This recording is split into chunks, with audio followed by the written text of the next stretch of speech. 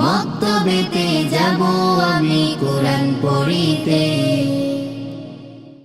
কোরআন পাঠের ফজিলত, কোরআন পাঠের ফজিলত রাসূলুল্লাহ সাল্লাল্লাহু আলাইহি ওয়াসাল্লাম বলেছেন, রাসূলুল্লাহ সাল্লাল্লাহু আলাইহি ওয়াসাল্লাম বলেছেন, খায়রুকুম মান তাআল্লামাল কুরআনা ওয়া আল্লামাহু, খায়রুকুম মান তাআল্লামাল কুরআনা ওয়া আল্লামাহু, তোমাদের সর্বোত্তম ব্যক্তি সে, তোমাদের সর্বোত্তম ব্যক্তি সে, যে কোরআন শিখে যে কুরআন শেখে এবং তা অপরকে শেখায়।